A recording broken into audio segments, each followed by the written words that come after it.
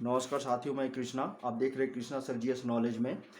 मैं with in 9 days के after के बाद मैं ये क्लास आपके सामने ला रहा हूँ। वजह थी मैं अस्वस्थ था, इसी वजह से।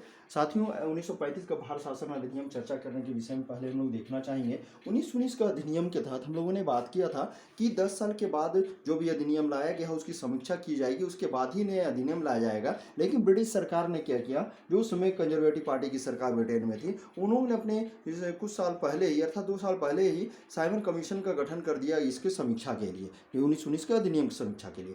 तो नवंबर 1927 ईस्वी में देखेंगे साथियों, साइमन कमीशन का उन्होंने गठन कर दिया गया और जो भारत में 3 फरवरी 1928 ईस्वी को मुंबई पहुंचती है साइमन कमीशन। ये भारतीयों ने इसका विरोध किया क्योंकि ये 10 साल में आना था, तो 2 साल पहले आ रही थी और भारतीयों ने इसका विरोध किया। विरोध करने की मेन वजह क्या थी, तो आप देखेंगे इसमें कोई भी भारतीय नहीं थे, सभी अंग्रेज थे।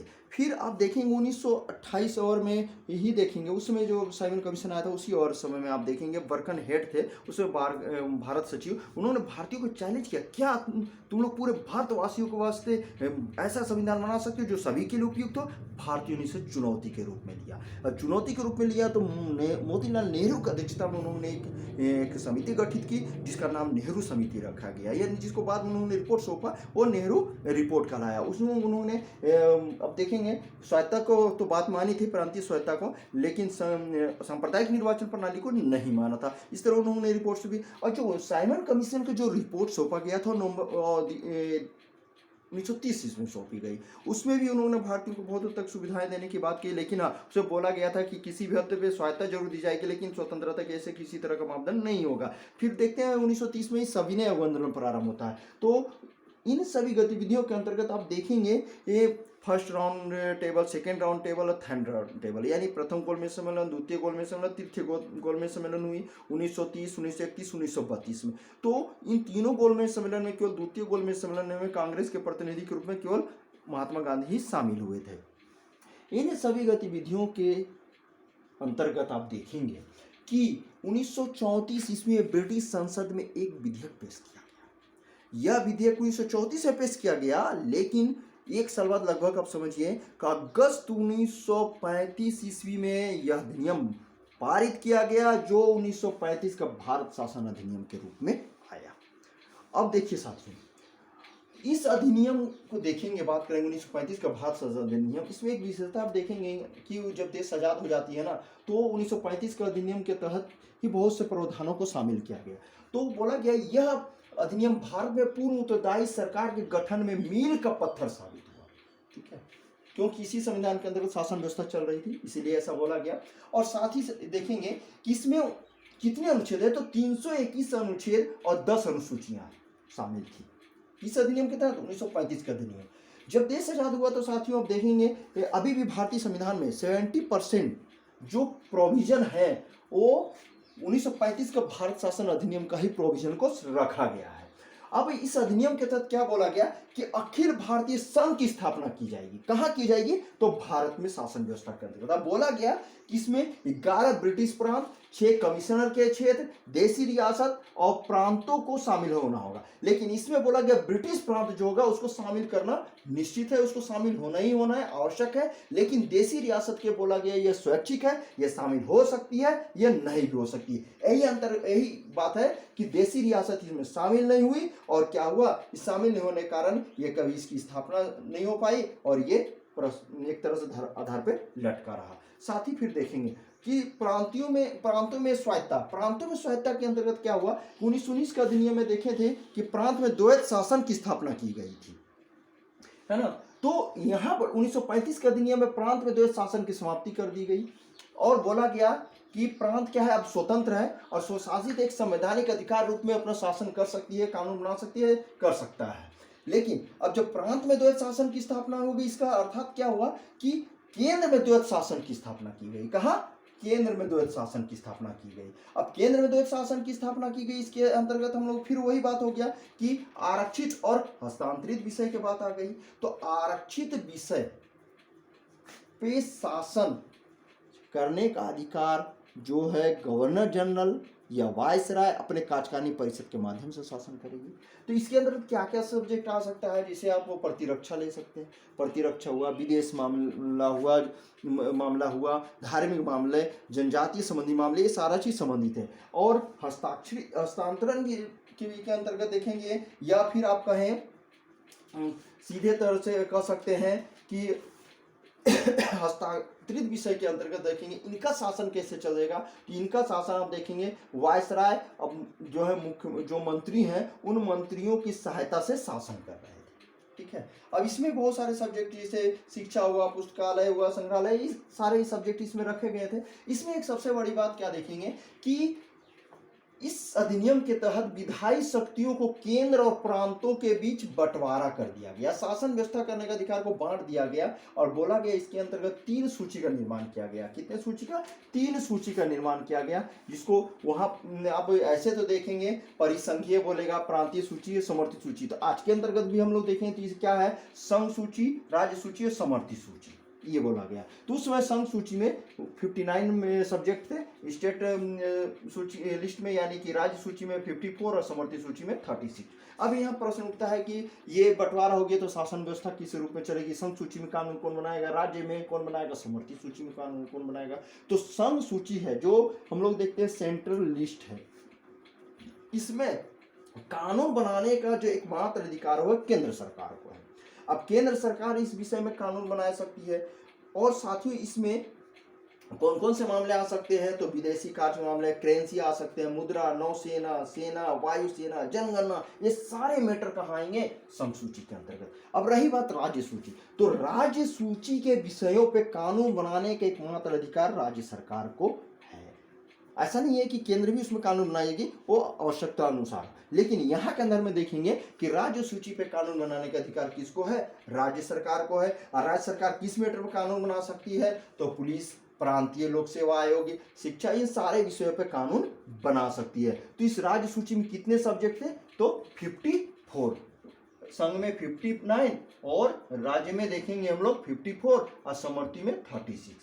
अब यहाँ देखेंगे साथियों, समर्थित सूची जिसे कॉन्करेंट लिस्ट कहा जाता है, इस पे कानून बनाने का अधिकार संघ सूची, राज्य सूची दोनों को है, दोनों ही कानून बना सकते हैं। लेकिन सुप्रिय कानून के रूप में संघ सूची को माना जाता है, इसलिए संघ सूची के विषय में यानी कि केंद्र सरकार के द्वारा बनाए गए कानून को ही राज्य समर्थित सूची में लागू किया जाएगा। चूंकि अवशिष्ट शक्तियां किसके पास है, संघ सूची या केंद्र सरकार के पास है। इस तरह साथियों ये सूची का बंटवारा गया। अब ये संघ सूची, राज्य समर्थित सूची देखेंगे, आज भी हम लोग देखेंगे कि भारत में 12 अनुसूचियां हैं, 12 अनुसूचियों में 7वीं अनुसूची में इनका उल्लेख मिलता है, संघ सूची, राज्य सूची, समर्थित सूची का उल्लेख मिलता है। साथियों ये तो बात हो गई, लेकिन इसमें बोला गया कि कोई भी राज्य दूसरे राज्य के अधिकारों पर हस्तक्षेप नहीं करेंगे। साथ ही अगर कोई आपातकाल ऐसा स्थिति हो गई तो उस पर निर्णय लेना, ये कानून बनाने का अधिकार आप देखेंगे या किसका है, इस पर कौन कर सकता है, तो देखेंगे कौन करेंगे, वायसराय करेंगे। अब जो आपात स्थिति पर होगी जाने पर, अच्छा इस पर निर्णय के कौन लेंगे, इस पर निर्णय का जो है कानून बनाने का अधिकार, चाहे परिसंघ के लिए भी हो, चाहे संघ के लिए, राज्य के लिए कानून हो, वायसराय के हिसाब से सारा कानून चलेगा। लेकिन इसमें एक चीज और बोला गया कि प्रांतीय या राज्य सरकार जो है वो चाहे तो 2 या 2 से अधिक राज्य भी कह सकते हैं कि बोला जाए कि फलाने राज्य के लिए, चाहे हमारे ही राज्य के लिए कानून आवश्यक है, इसलिए आपको ऐसा कानून बना जो हमारे राज्य के हित के लिए है, तो कानून बना सकती है। फिर साथियों आप देखेंगे कि संघीय न्यायालय की स्थापना की गई। बोला गया संघीय 1935 के भारत शासन अधिनियम के अंतर्गत कि भारत में एक संघीय न्यायालय की स्थापना की गई। यही कारण है कि 1 अक्टूबर 1937 ईस्वी को संघीय न्यायालय की स्थापना की गई। तो उसमें एक मुख्य न्यायाधीश थे, कौन थे, एक मुख्य न्यायाधीश कौन थे, तो सर मॉरिस गलेवर, और फिर 2 अन्य न्यायाधीश थे। अब बोला गया कि इन न्यायाधीशों को अंतिम प्रीवी सुनवाई कहाँ होगी, तो अंतिम सुनवाई की शक्ति कहाँ है, प्रीवी काउंसिल लंदन में है। चूंकि अंतिम जैसे अभी है क्या कि हम लोग राज्य से यहाँ में अगर देखेंगे जिला है, जिला न्यायालय से कोई भी अपील करेंगे तो हम लोग कहाँ करेंगे, सीधे ये हाईकोर्ट में करेंगे। सत्र न्यायाधीश के लोग ऊपर जाएंगे तो हाईकोर्ट से अपील करेंगे तो कहाँ जाएंगे, सुप्रीम कोर्ट। तो उस समय अगर सर्व जो प्रीवी काउंसिल सुनवाई का था वो कहाँ था, लंदन में। अब बोला गया सांप्रदायिक निर्वाचन प्रणाली का विस्तार। इस अधिनियम के तहत बोला गया सांप्रदायिक निर्वाचन प्रणाली का और क्या किया, बढ़ा दिया गया। 1909 के अधिनियम में साथियों हम लोगों ने बात किया था केवल मुसलमानों को ही सांप्रदायिक निर्वाचन प्रतिनिधित्व प्रणाली का अधिकार दिया गया था, लेकिन 1919 के अधिनियम में आप देखेंगे उसमें ईसाइयों को, जो भारतीय ईसाई थे, यूरोपियों को दिया गया था, फिर हम देखेंगे सिखों को दिया गया था। इस तरह उनके अधिकारों को क्या किया गया था, बढ़ा दिया गया था। लेकिन इस अधिनियम के तहत क्या किया गया, उसका और भी बढ़ा दिया। क्या किया, अब दलित जातियां जो थी, जिसको एससी कैटेगरी में हम लोग कहते हैं, ठीक है, दलित, महिला, मजदूर वर्ग सभी को अलग प्रतिनिधित्व का अधिकार दिया गया। ये प्रतिनिधित्व अधिकार देकर भारत को तोड़ने और अपना राज्य को चलाने की ये चाल थी किनकी, ब्रिटिश सरकार की। साथ ही एक चीज देखेंगे कि अखिल भारतीय संघ की स्थापना से 11 प्रांत 6 के अविस्मरणीय क्षेत्र की बात कर किए थे हम लोग। तो यहाँ पे यह बोला गया कि ब्रिटिश प्रांत के जो 11 राज्य हैं उनमें द्विसदनात्मक व्यवस्था का प्रयास किया गया था। तो किन किन राज्यों में होगा, बंगाल, बंबई, मद्रास, बिहार, असम, संयुक्त प्रांत में। आज भी देखेंगे साथियों, भारत में, स्वतंत्र भारत में आज भी देखेंगे 6 ऐसे राज्य हैं जहां पर द्विसदनात्मक शासन व्यवस्था है। ये ठीक है, डुअल सिस्टम। तो राज्य है, स्टेट है, तो राज्यों में 2 प्रकार का शासन व्यवस्था, कैसे, एक विधान परिषद होगा और एक क्या होगा, विधान सभा। तो विधान परिषद में अभी भारत में देखा जाए तो किन किन राज्यों में, यूपी में है, महाराष्ट्र में है, फिर देखेंगे बिहार में, कर्नाटक में, आंध्र प्रदेश में, और एक कौन है, तेलंगाना। ये 6 राज्यों में है। फिर साथियों देखेंगे कि भारतीय मुद्राओं और साख पर नियंत्रण रखने के लिए उस समय रिजर्व बैंक ऑफ इंडिया की स्थापना की बात की गई, जिसे आरबीआई कर रहे हैं लोग। आरबीआई की स्थापना कब की गई, 1 अप्रैल 1935 ईस्वी को। फिर बोला गया साथियों कि 1936 ईस्वी में बर्मा को भारत से अलग कर दिया गया।